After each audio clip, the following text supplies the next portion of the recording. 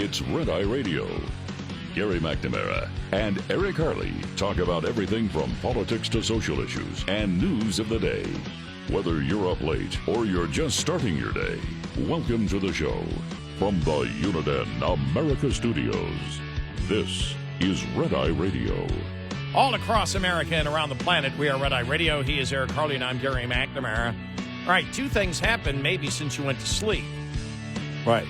If you went to sleep real early. Right. First off, President-elect Donald Trump has announced that he intends to name Tom Homan, formerly of enforcement for ICE, as border czar. If you're not sure who he is, we'll play this little ditty when he went back and forth with Representative Jayapal a couple of years ago. This is after he was out of office. This is during the Biden administration, and I'm just saying that because it will make sense at the end. Here You were saying that. I wish somebody in Democratic leadership would say that out loud. Look, you want to know why there's 50,000 people in detention? You want to know why we have 1 million illegal entries in the United States? You want to know why we have these issues? Because you have failed to secure the border. You have failed to work with this president to close the 3 loopholes we've asked for 2 years to close. So if you want to know why this issue exists, you need to look in the mirror. You have failed American people for not securing the border and closing loopholes. Mr. Homan, please respect the chair and the authority of the chair. The time of the gentleman has expired. I've asked you politely to let me go beyond my time, and you let other people go beyond their time, but not to Tom Homan. He don't get to go beyond his time. Mr. Homan, we have approved an agreement between the Republicans and the Democrats with the ranking member. We increased the time of one member of Congress who was interrupted by a protest. That is done with the approval of the ranking member. Please respect the chair's authority. I respect the chair's authority, but the chair... Mr. Homan! You work for me. I'm a taxpayer.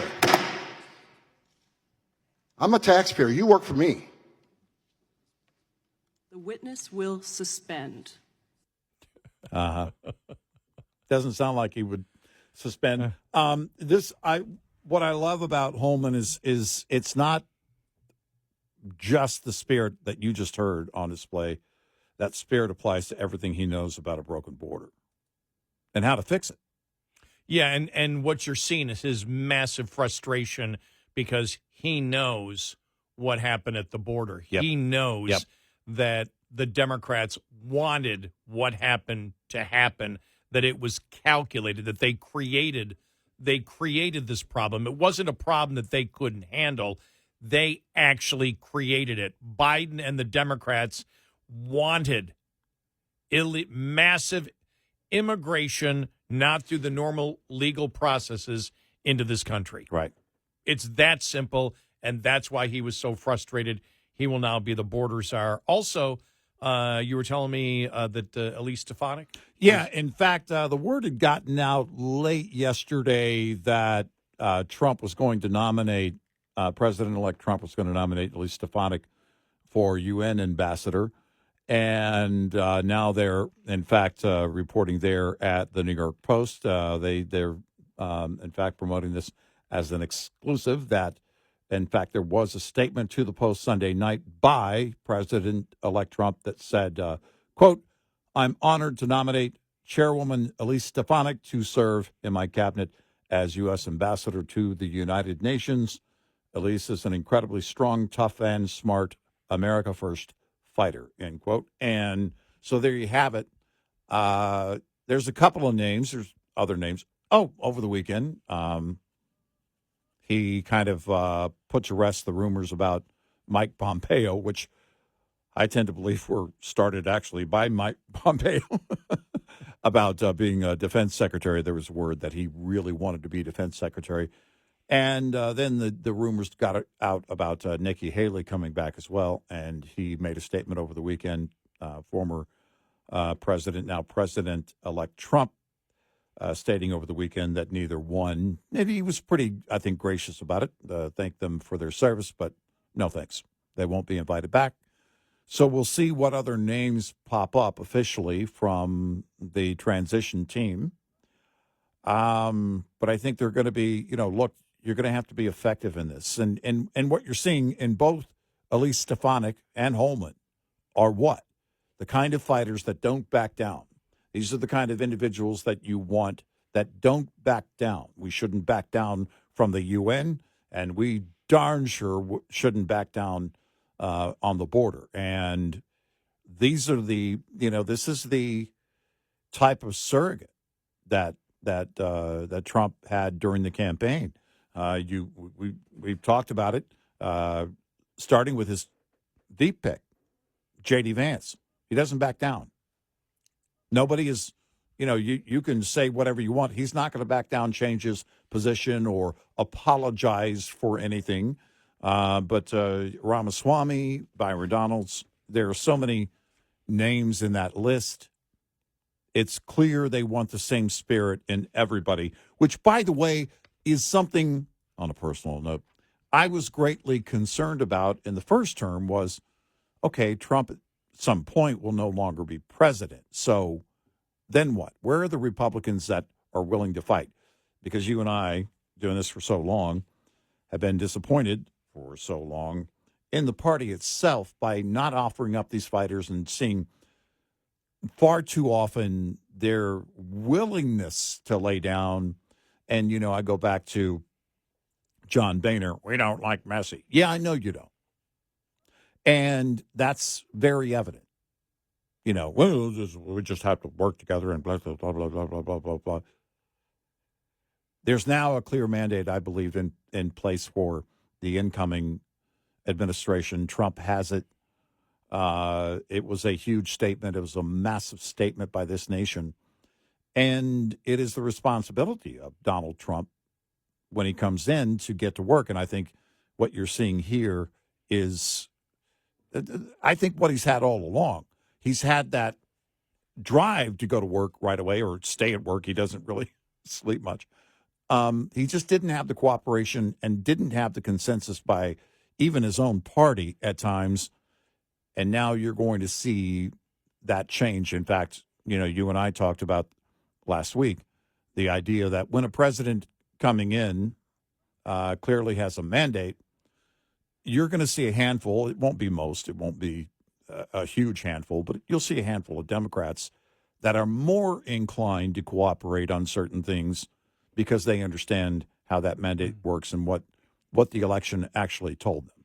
Well, as you see over the weekend, the fight for minority leader, and it's fascinating watching all the allegations be thrown back and forth. That McConnell did it in order to get a minority leader in before before Trump takes over, and this was calculated to put in one of his proteges, whether it was Senator Thune or Cornyn. And then, Scott's name came up, yeah. Senator Scott from Florida.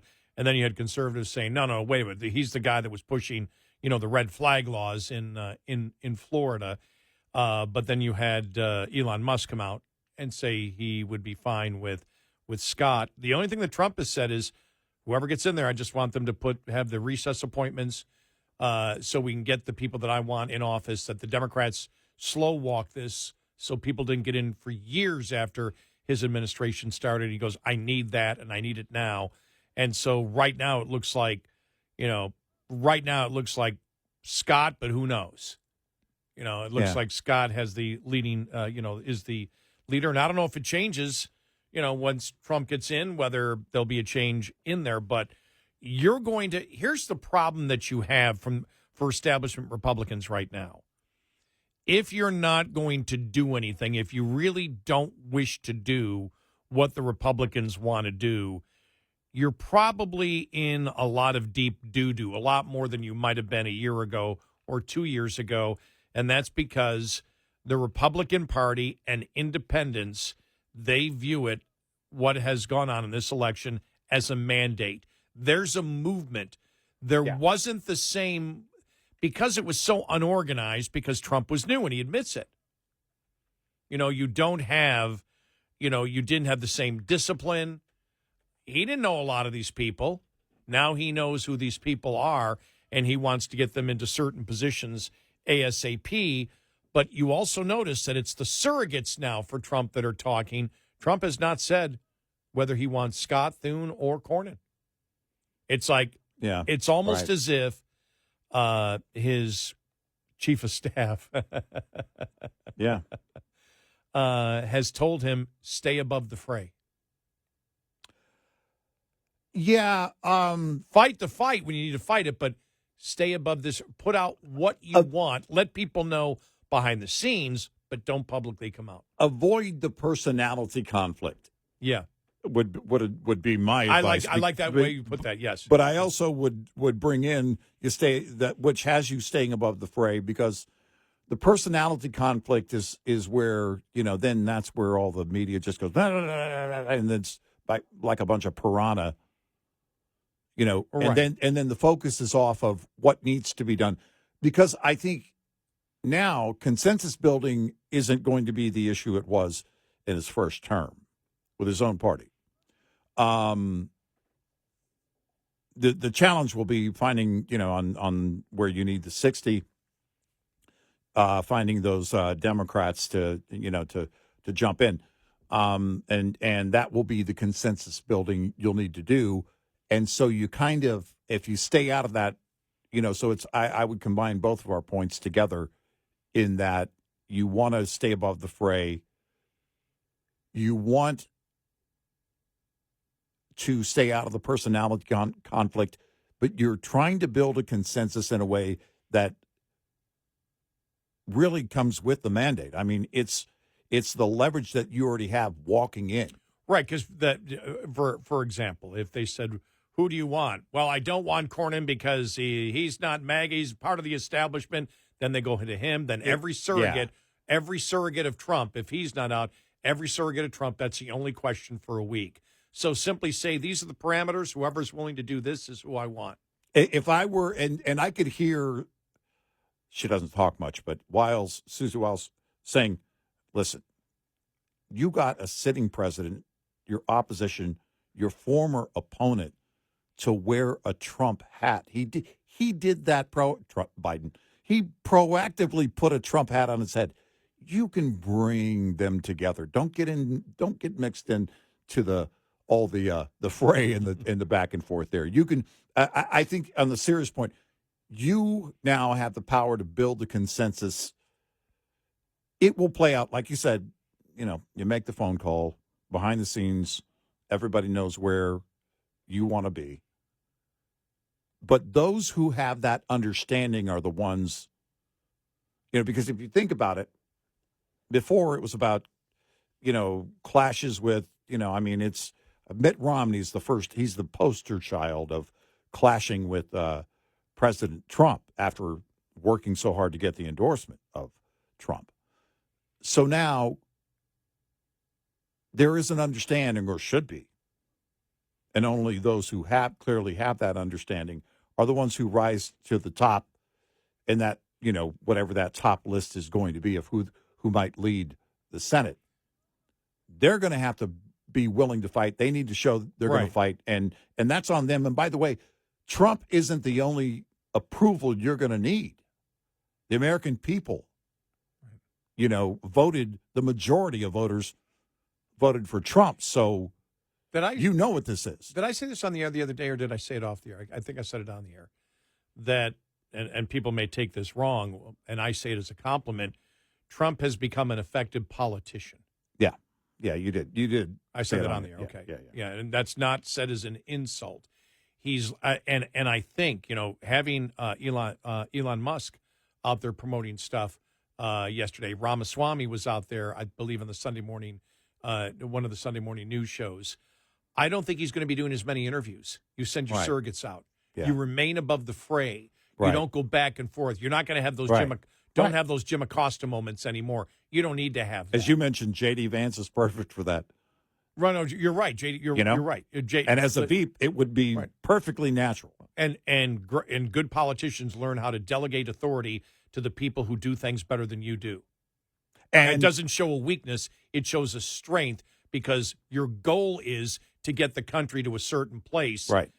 And as we said before, not to hopefully win every argument, but win the war. Exactly. And you can win every argument, just use your surrogates to do it. Right. Exactly. And don't be involved in everything. Right. And be a little bit above the fray. I think, because I know you've been doing the same thing the last, since he won. It's like, it's been pretty quiet. Right. And pretty diplomatic across the board. Now, the Right. Wall Street Journal took a shot saying, well, he was trying to embarrass them with that note he put out to Pompeo and Nikki Haley. I didn't see that at all. I didn't see that. I thought he was pretty cordial about it. Yeah, as cordial and also direct as you can be. For Trump? He was syrupy. No, that's a great way to for put Trump? it. By his own standards, it was dripping with syrup. For Trump, but still, I think it's what people expect. Look, be direct, but he's cordial about it. Yeah. Thank them for their service, but won't be inviting them back. 866-98 Red Eye. This morning's USDA Farm Report is brought to you by Howes Products. Tested, trusted, guaranteed since 1920. The latest month-over-month adjustments in USDA's crop production forecast reflect tightening of numbers as harvest winds down. The National Agricultural Statistics Service reports lower production forecast in November for major spring planted crops. Soybean production forecasts lowered 3% from the previous month, and corn and cotton production declining by less than 1% from October. Yet record to near record marks are still indicated in various production categories. Second highest total production for soybeans, fueled by the second highest yield total on record. Record yields for corn contributing to the third highest production totals on record for that crop, for example. Even with the slight production forecast adjustments, the season-ending average price estimates for corn, beans, and cotton remained unchanged from the previous month. I'm Rod Bain reporting for the U.S. Department of Agriculture in Washington, D.C. This report brought to you by Cenex Fuels and Lubes. We'll be right back with more Red Eye Radio with Eric Harley and Gary McNamara.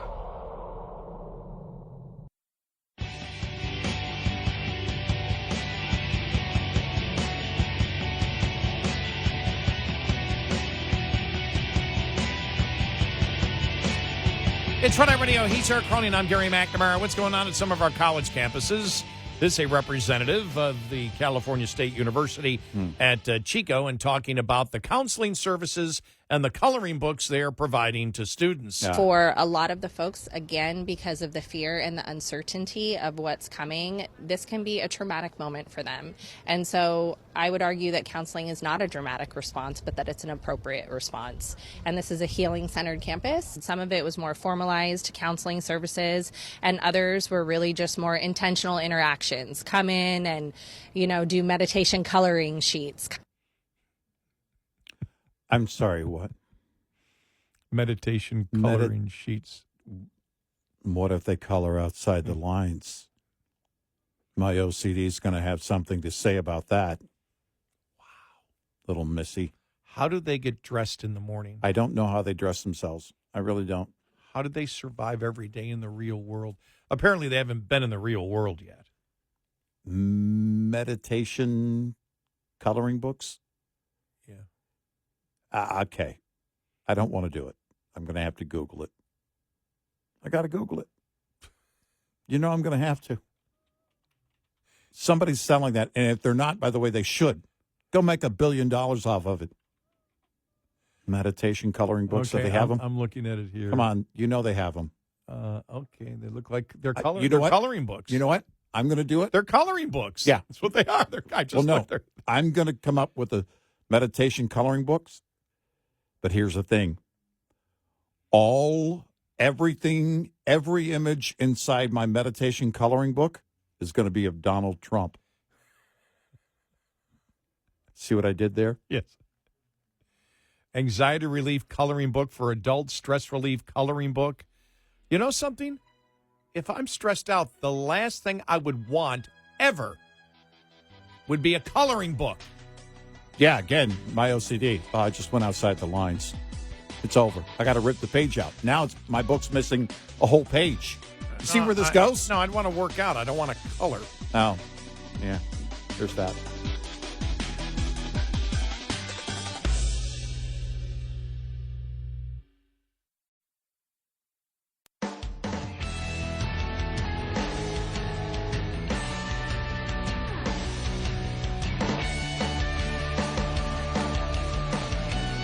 You're listening to Red Eye Radio from the Uniden America Studios. And he is Eric Harley, and I'm Gary McNamara. Download our Red Eye Radio app today, and you can listen when and where you decide.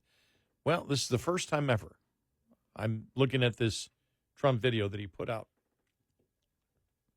Yeah. I've never seen his golf swing before. Oh. I've never seen it up close. All right. He went golfing with his granddaughter. She has taken lessons. She has a She's pretty great, huh? unbelievable golf swing. Yeah. I mean, I'm just like, whoa. And he, for 78, Yeah. he doesn't take, he does what a lot of us old folks do, even though he has me by a few years, which is you don't try to overswing. You don't try to to take the club way, way back. Right. He doesn't take it far back, probably three-quarter swing. He does jerk a little bit coming down, but then he moves his body and he turns his body. That's where he gets, because people say he hits the ball far. I'm like, I got to see the swing. He got a tremendous amount of torque when he's coming down. You can see his body's twisting, and that's what it is. It's the entire body. Right. It's not just your hands, because a lot of people hit with their hands like that.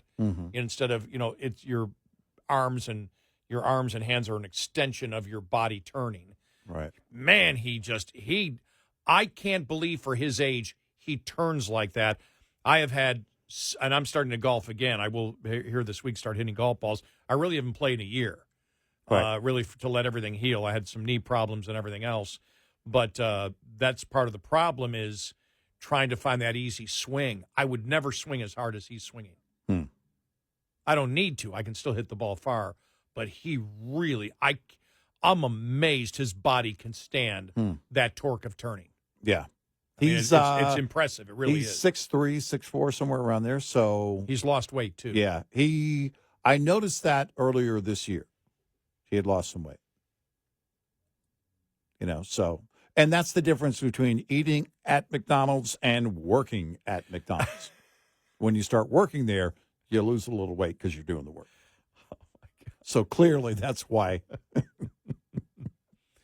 One of the interesting stories that came out, after we were done on after Friday's show was what's going on inside the Pentagon. Are they trying to figure out, okay, what are we going to do as bureaucrats to not follow Trump if we don't like where he's going, or if they say, or if he's breaking the law? Well, if he's breaking the law, everybody will know it in 2 seconds. Right. And that's like, come on. I mean, there's no indication he's going to break the law. He didn't in his first term, so stop it. But it's all the other stories, the EPA, all these offices going, what is he going to do with Elon Musk coming in? What are they going to cut? And if they get, and again, I don't know who it's going to be. It's right now it looks like you've got a lot more people, coming behind Rick Scott to be the head of the Senate.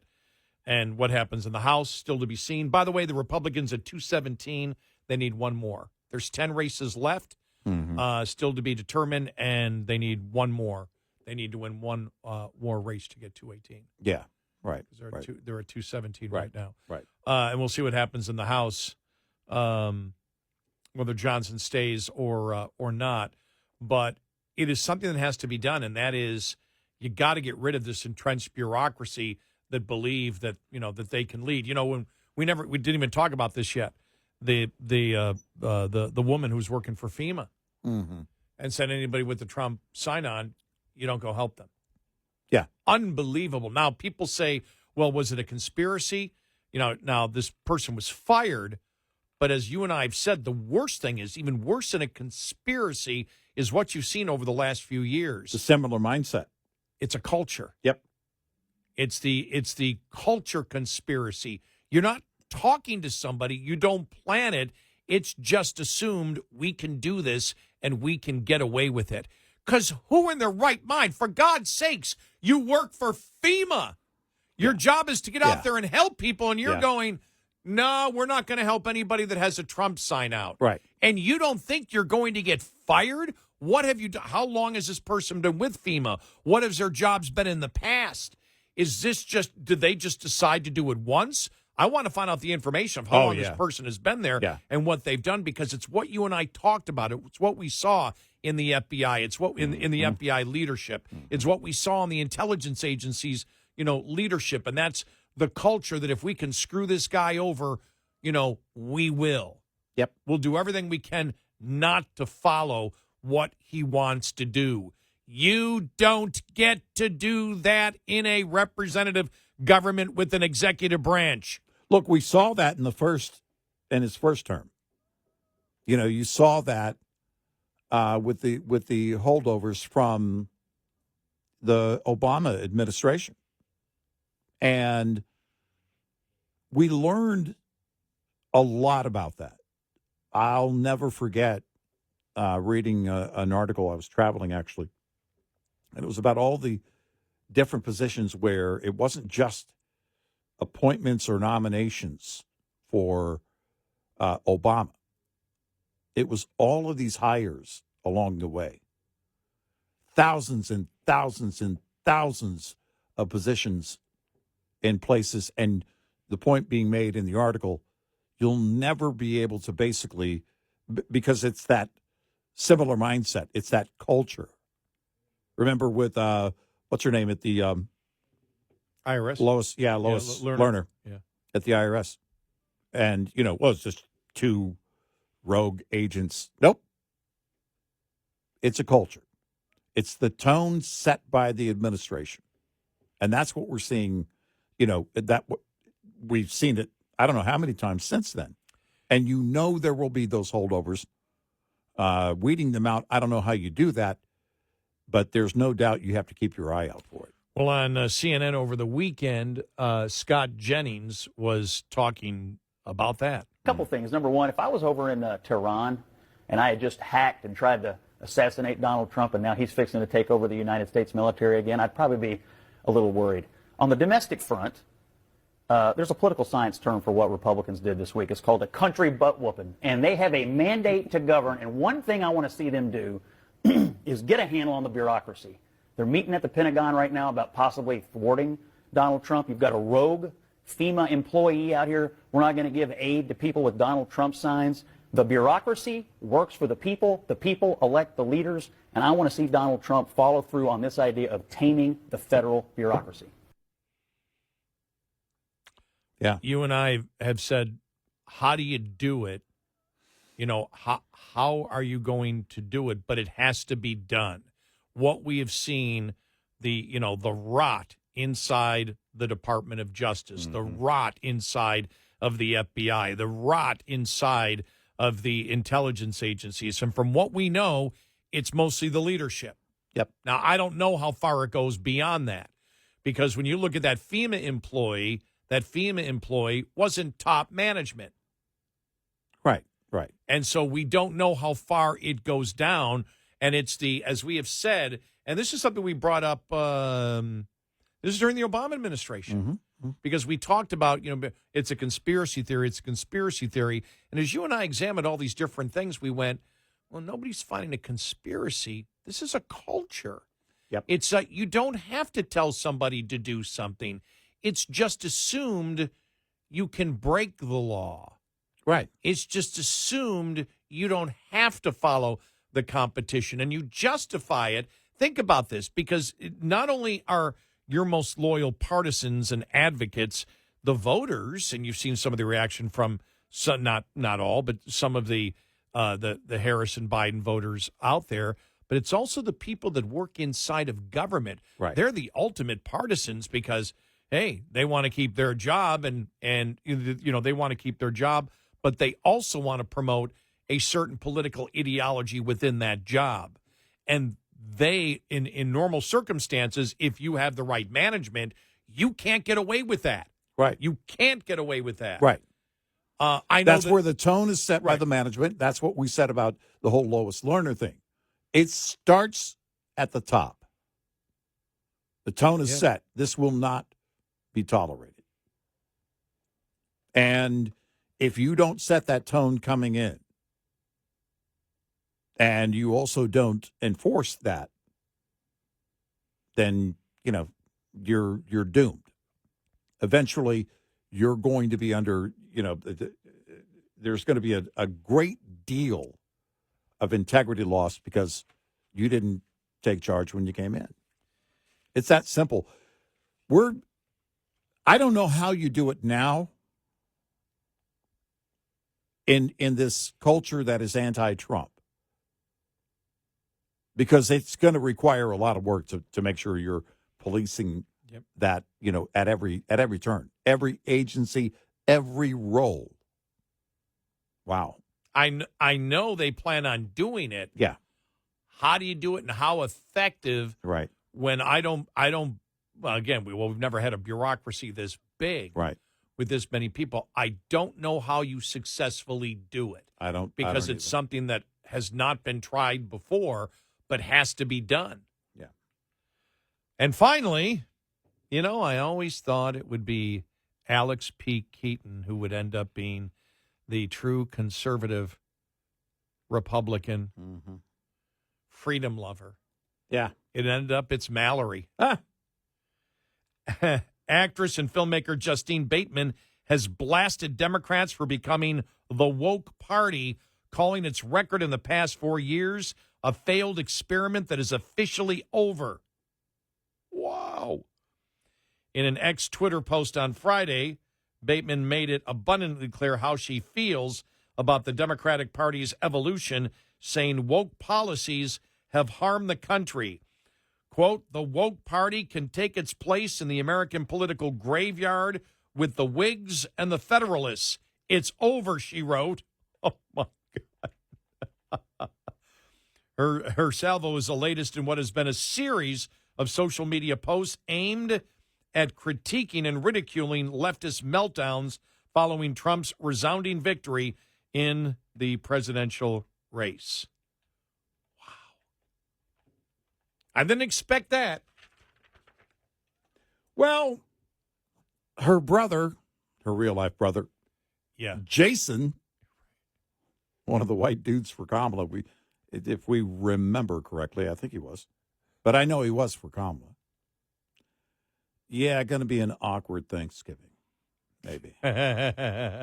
Maybe. Just maybe. I wonder what Mallory's boyfriend, Nick, remember Nick? The real dumb character. Whoa. Wasn't that his catchphrase? Yeah. Oh, yeah. I wonder when Nick's... I actually worked at a station that hosted him at an event, and we had a guy on staff that looked exactly like Michael J. Fox. So we had him dress up in the suit that Michael P. Keaton, his character, wore, all the time. He always wore a tie and the whole thing.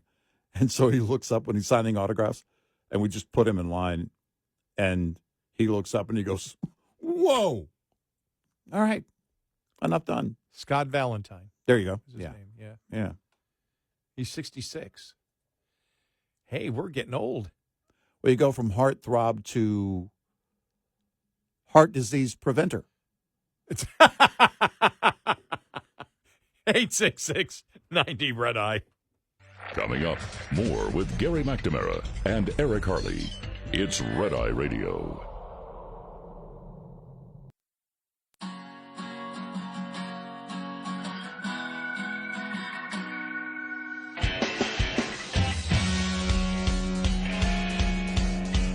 It's Red Eye Radio. He's Eric Harley, and I'm Gary McNamara. By the way, talking about Justine Bateman, I was thinking about the, because she just has, I just assumed she was a liberal, like her brother. They come from Hollywood. Yeah. But you think because now the blue wall has been broken, which means it's been bashed open, and I think Riley Gaines coming out against the radical transgender movement. I don't know if that would have been nearly as big of an issue if she didn't come out. And you're right, and promote that. Yeah, but I think about her coming out. Justine Bateman. You and I talked about Cherie Curry from remember the all girl punk band the Runaways. Joan Jett was in there, right? Joan Jett. Mm-hmm. Yeah. Lita Ford. Yeah, exactly.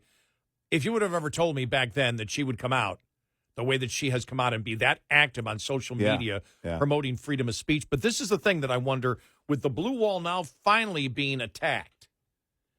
In the arena of ideas, all the old school liberals And these people, they're old enough. They're all in their Yeah. 60s. They're old enough to be old school liberals. They remember how liberals thought about freedom of speech. Right. They remember all these issues. Oh, yeah. And they're coming out, and that's why they're furious about it. But that means they've been quiet for a long time.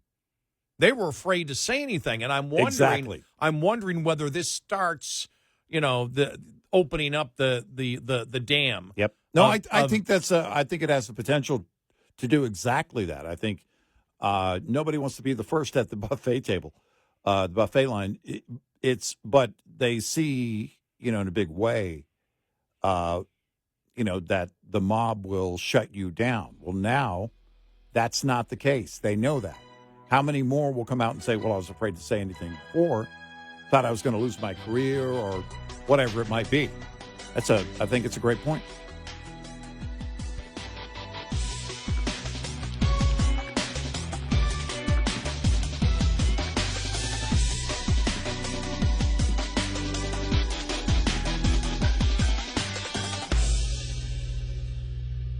This is Red Eye Radio on Westwood One.